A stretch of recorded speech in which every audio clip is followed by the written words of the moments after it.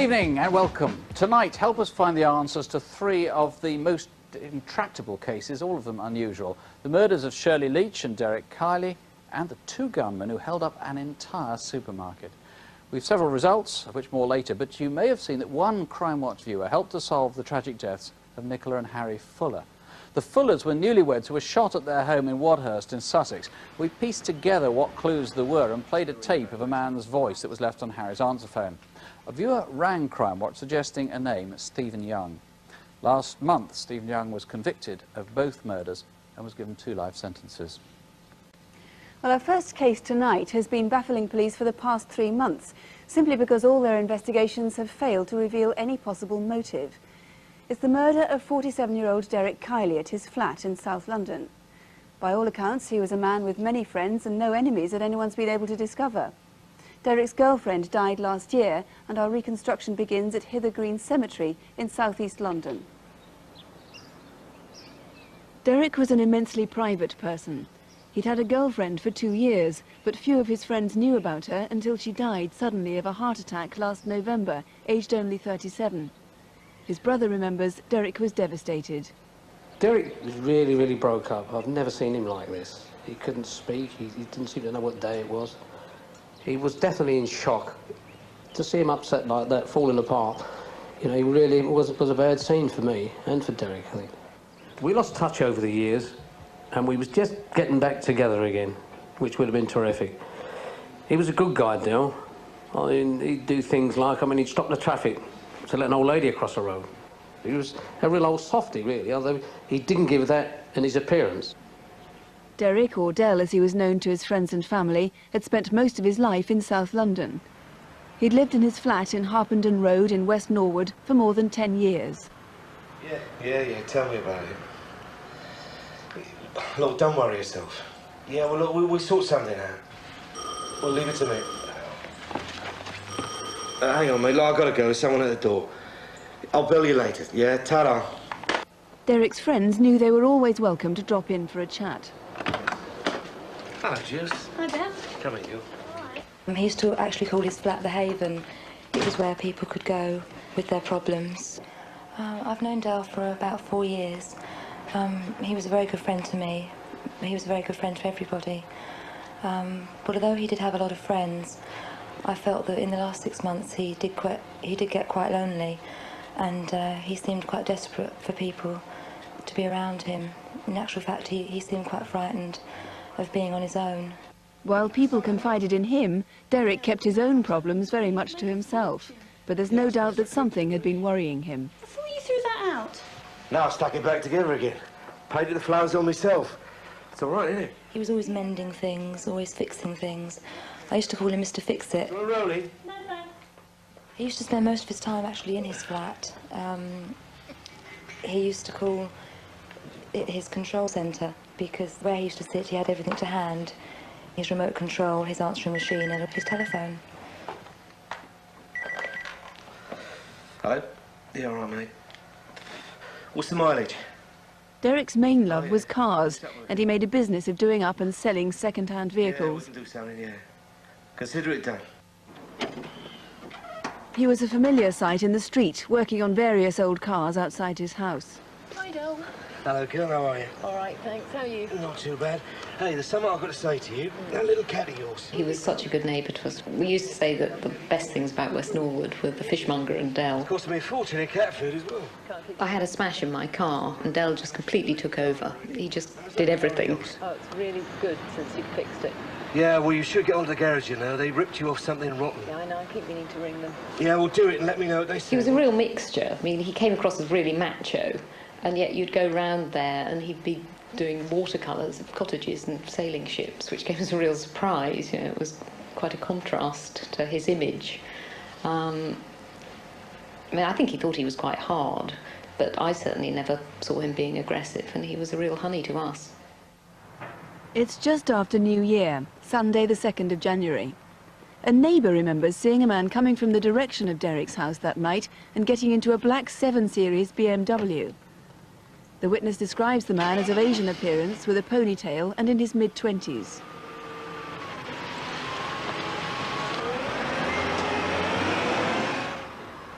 The next afternoon, around 3:30, a local man remembers seeing Derek in the street. I was walking up Oldswater Road towards Harpenden Road when I saw him talking to a man in a light blue Sierra.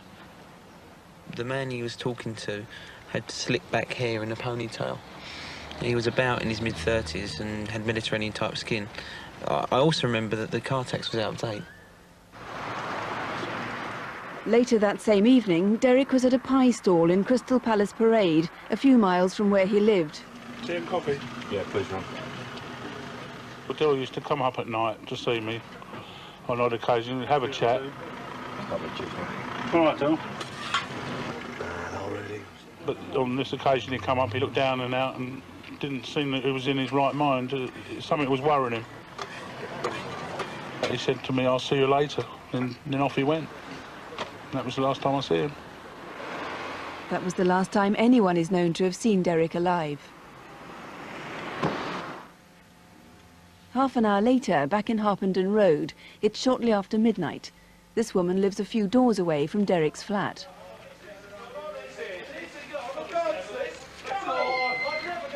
I heard what I thought was a woman scream. I went to the window and looked out, but I couldn't see anything. So I decided, as it was a woman that I thought had screamed, I'd go outside and check it out. I went out, had a good look round. I couldn't see anything, so I decided I'd better go back home. The shouting seemed to have come from the general direction of Derek's flat.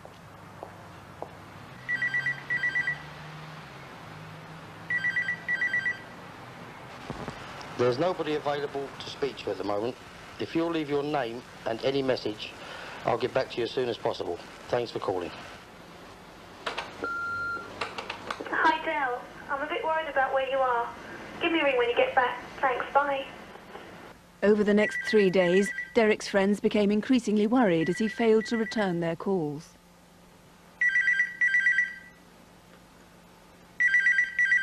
It was Thursday, January the 6th, when Derek's body was discovered in the flat. He died from multiple stab wounds. I do honestly miss him so much. We had so much going then between us. We were very, very close, and I think he was going to come back into the family, and we could have been a family again. It would have been tremendous to have had Del back. All I can say is I do really miss him very much. Well, Mr. Younger, as I said at the beginning, you've been really struggling to find a motive here. That's right. We don't know why anyone would want to kill Derek Kiley, but I'm sure somebody does know, and that would greatly assist us in finding out who did kill Derek. There were a few things stolen from his flat. Yes, there was a black bag containing a large amount of cash and a wristwatch, quite an antique-type wristwatch, about 1935s. It's slightly more oblong than the one being shown, but in point of fact, it was very valuable. So this watch could be really vital. It's interesting that we actually couldn't find one identical, but it's an oval version of this. Yes. There's no manufacturer's mark on it. No, that's right. But if anyone's been offered that, certainly since the 6th of January, we'd certainly like to hear from them. It could be very helpful. But you don't actually believe that robbery was the primary motive for Derek's murder? No, Derek was a very cautious man, and he wouldn't let anyone into his flat unless he knew them, and certainly there was no forcible entry, so I'm convinced that he knew his attacker, whoever it was. And whoever did attack him stabbed him many, many times, so there'd have been quite a lot of blood.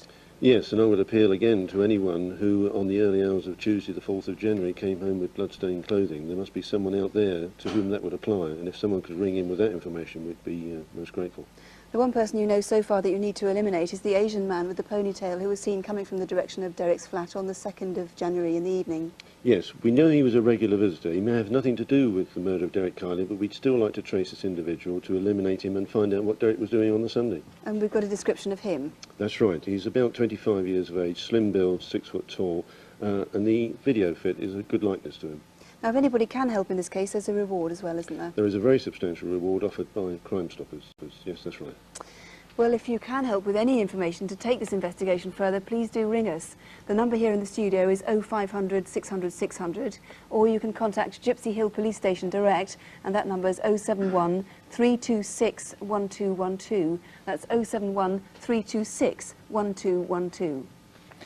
Well, now to photo call, there have been 3 developments since last month's programme, 2 as a direct result of the appeal. These were the pictures. First, Colin Anderton, top left, whose girlfriend had been found murdered. He was himself discovered dead, possibly by suicide. Next, Mr. McHale, the man top right. He's been eliminated from a major fraud inquiry. In fact, more than that, we now know the police had mistaken his identity. He had nothing at all to do with the allegations. Everyone involved owes him an apology, including us. In fact, as a result of the appeal, a viewer came up with an entirely different name, and another man is now in custody. The man bottom left is still wanted in connection with several robberies. The man bottom right, well, he's now in custody in Manchester, charged with a number of thefts. A viewer had seen him at a pub in London. In fact, the man had seen himself on Crimewatch. He was up a ladder decorating, and apparently he very nearly fell off. Here are Detective Constable Jackie Hames and Superintendent David Hatcher with this month's Photo Call Faces. This is Chief Roger Henry. Greater Manchester Police would like to speak to him in connection with a fatal road accident. On the 19th of May last year, a man was crossing Platt Lane in the Fallowfield area of Manchester when he was hit by a passing car. Brian Byrne, a 35-year-old single parent, died within minutes of the accident. Keith Roger Henry, who prefers to be called Roger, is 21, 5'7" and of medium build. He's known to have lived in London, but may now be living in the Manchester area. If you know where he is, please call. And do you know where this man is? He's Thomas Pedden, and colleagues in Yorkshire would like to talk to him in connection with a deception that happened earlier this year. In January, a 47-year-old woman from West Yorkshire handed over her life savings to a man she had met at a tea dance in Leeds. She has not seen the man or the money since. Thomas Pedden is 66 years old, 5'8", and speaks with a Scottish accent. He's known to use several different aliases and travels widely throughout Britain. If you know where he is, call us tonight. And if you recognise this man, you may be able to help solve a series of frauds in Essex. On March the 1st, the man attempted to withdraw money from the Alliance and Leicester Building Society in Colchester when the cashier became suspicious and he left empty-handed. Later that day, money was obtained fraudulently from 3 other building societies in the same town. The man is in his early 30s, between 5'8" to 5'10", with short brown swept back hair. If you know where he is now, please call. Our colleagues in Hertfordshire are anxious to talk to this couple, John and Robin McAllister. We believe they may be able to help with inquiries into a series of mortgage frauds in the South East. Since 1989, thefts of large sums of money have taken place in Hertfordshire. Mr and Mrs McAllister were last seen in Chorley Wood in Hertfordshire in March 1992, when they said they were moving to Wiltshire. If you know where they are now, or can help with any of our photocall cases, please call. And here's the Crimewatch number, 0500 600 600. That's 0500 600 600. Crime programmes have been criticised for frightening people, though Crimewatch itself is generally regarded as an honourable exception. We take pains to acknowledge that appeals do give an impression that violent crime is more common than it is. Nonetheless, some crime is frightening, and it's often just the sort that deserves a public appeal for clues. Our next case is one of those. In fact, it's the only case we've come across in 10 years in which 2 men were so irresponsible they held up hundreds of people at gunpoint, many of them children. On Thursday, 4 weeks ago today, this car was stolen from the car park at Sandwell and Dudley Station. Did you see it? Do you know who took it or kept it overnight?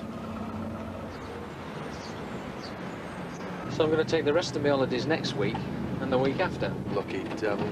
Well, I didn't want to, but it's either that or I'm going to lose it. Oh, my heart's bleeding. I'm sure you'll cope for the next 2 weeks. Richard and I both started with Security Corps at Preston in about 1987, so we've known each other on and off for about 7 years. So what are you going to do next? If I go and wait in the queue now, you nip and get some ice cream for all that. I'll see you in the queue.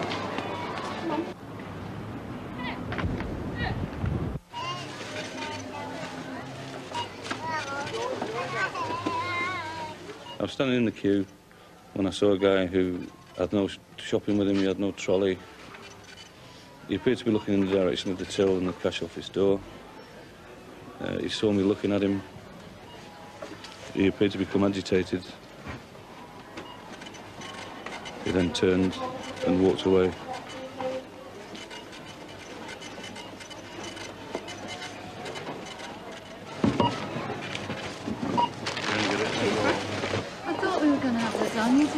God, I forgot how busy it gets this time of year. Oh, and you got your teacher training. How's it going? It's exam time. I hate them.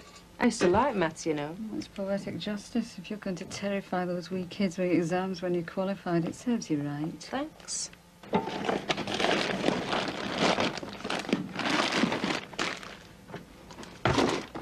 Now, I've been in the business about 7 years now without having suffered an attack. But it is in your mind because you know that they don't give you a crash helmet and an armoured vehicle for nothing. Early evening, 6 hours since the thin-faced man with the moustache was seen at Morrison's. In the cash office, they were getting ready for Securicor. For once, we're early. Makes a change. At 6:35 p.m, were you in Morrison's car park? So, you're going to be taking your boat on holiday then? No, it's a bit early in the year. Why don't you keep your boat up in the marina there? You might be able to buy one of those nice bijou flats. I don't think so. A bit out of my league.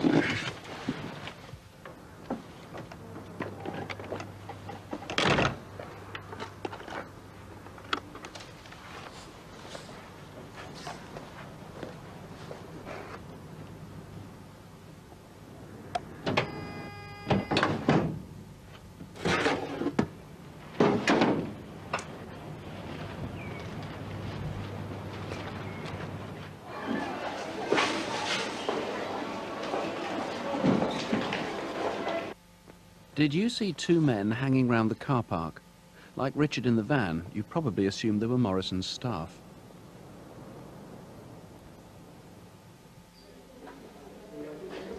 Hello. Are we all set? We're all ready. CID. So, all right, are we? Oh, fine. Busy. Yeah? Get on the floor! Get on the floor now! Give me the money or he gets it! Come on! Get back! Go away! Get back! He was a white man, about 5'8". Get back! When he spoke, he seemed to have a northern accent. He was wearing a balaclava. I was very scared. Come on! Faster! Faster! Come on!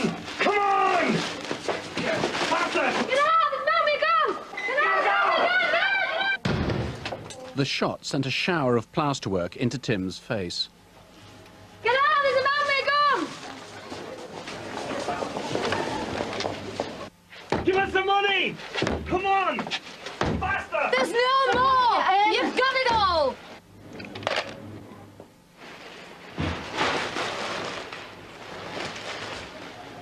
Will someone please come?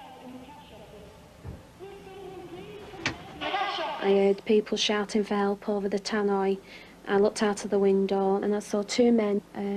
They had guns and one of the men actually took his balaclava off. He had dark, short hair receding on the top. Police, this is Morrison's Preston Rivers Way. There's been an armed robbery. They've got guns. Please come quickly. Saw the two men. They got in a red Escort and there was already a driver waiting for them.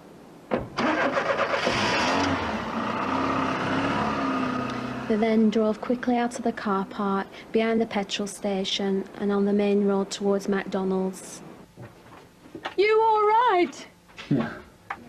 You come into this business and you have to expect this kind of thing to happen. You'd be living in a dream world if you didn't. Try to be cool about it, but at the time, it was still a frightening experience.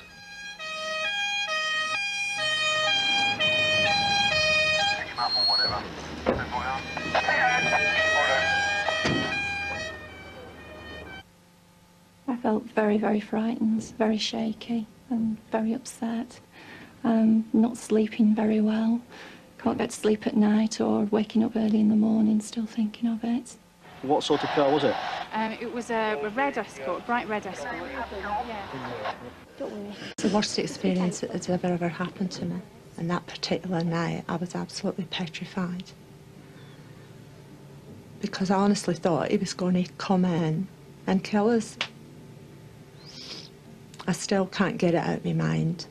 The red Escort, registration number Hotel 701, Foxtrot Hotel Alpha, confirmed stolen from the Sandwell and Dudley Railway Station car park in the West Midlands yesterday. Did you see the car being abandoned a few hundred yards from Morrison's outside Texas Home Care? David Eves, pointing guns at children, at people shopping, it's more what you would expect from terrorism than from an ordinary crime. Well, armed robbery is not all that common, but in this case, they've got sawn-off shotguns, they were firing the shotguns into the wall, threatening women and children. It's a very nasty job. Have you ever seen anything like it? No, I haven't.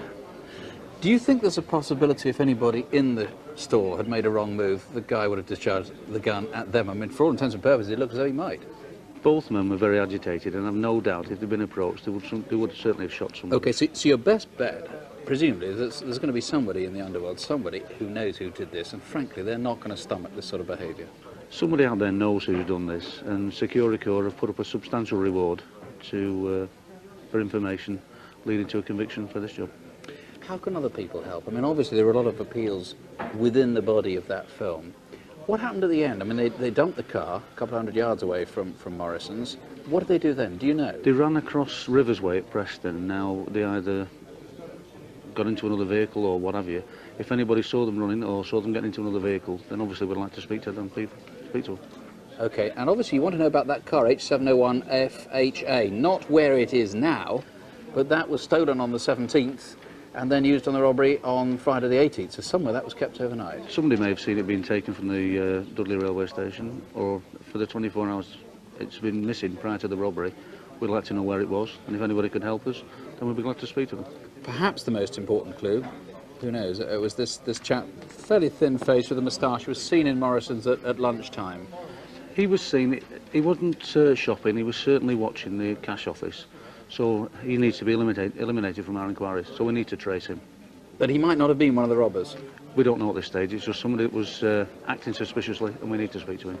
OK, well, his description, there he is. He's about 5'10", and his hair, as you can see, is dark, but it's going grey, and he's fairly average build, I think. If you can help in any way with this case, here's the number. It's a free call number in the studio, 0500 600 600, or you can ring Preston Police Station direct. That's 0772 617 771, 0772 617 771. Well, we're getting not so much fast and furious, but slow and steady volume of calls today. I've been taking notes around the place.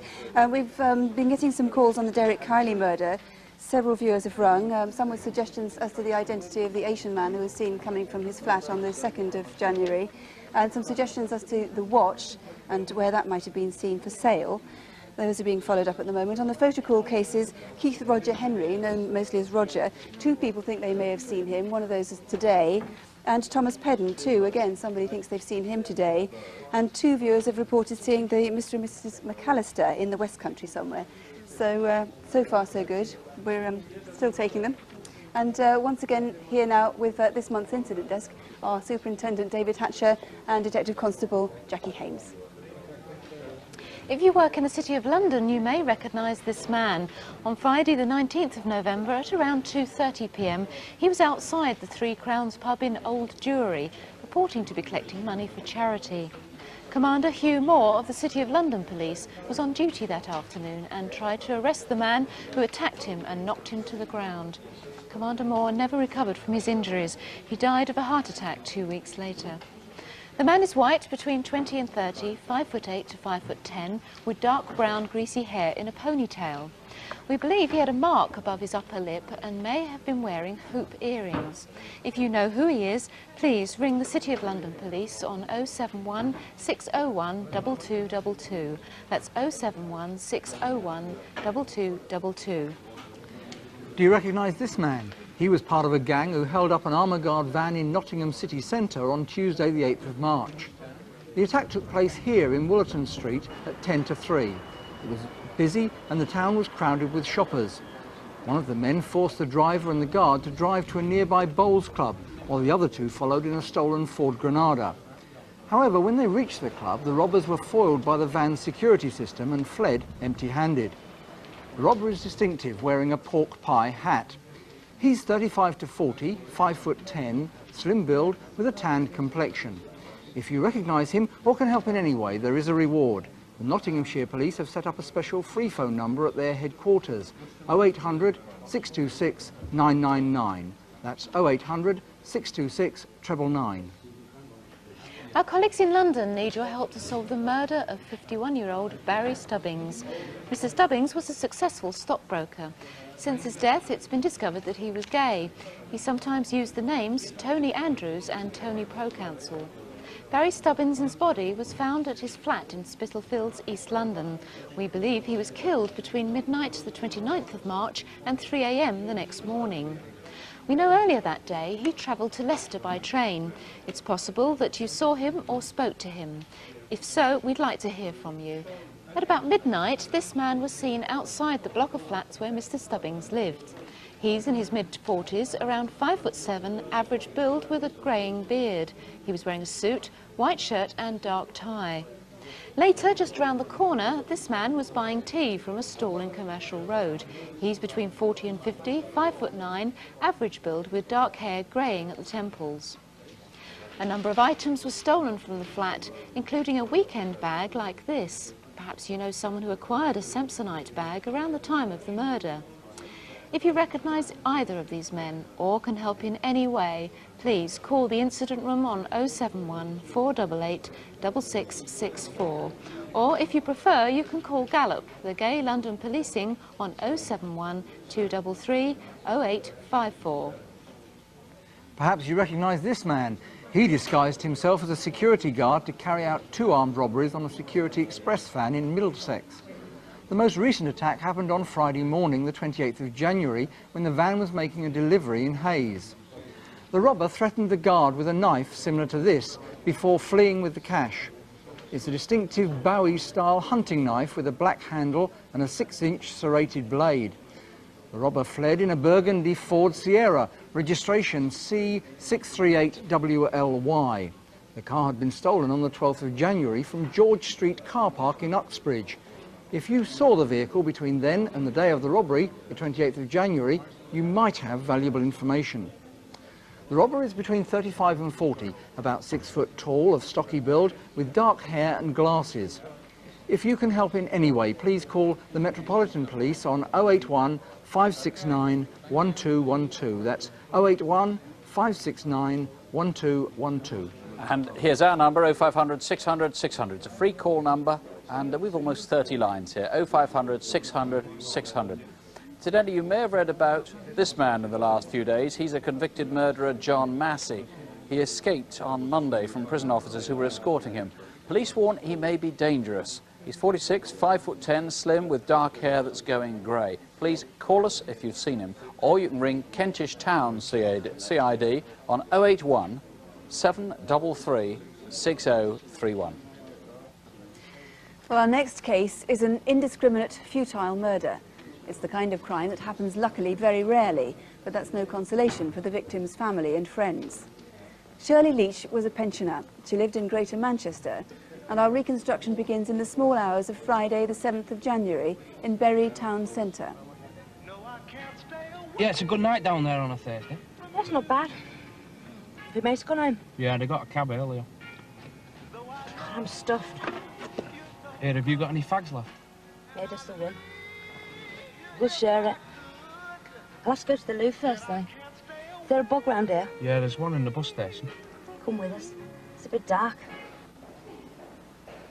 The couple walked to the toilets at the Bury Interchange, the town's central bus depot.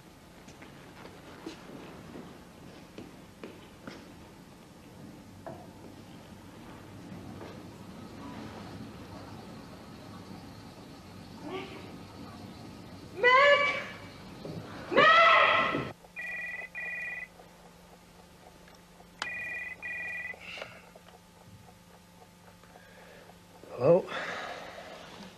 Yeah. Where is it? Yeah, OK, I'll be right over. OK, John, what we've got? Looks like a bad one. There's a female in the toilet. She's aged between... Well, our first priority was to preserve the scene of the crime. We needed to protect the forensic material which was inside there, so we had to make sure it was as secure as possible. I always try to keep a distance emotionally from these sort of things.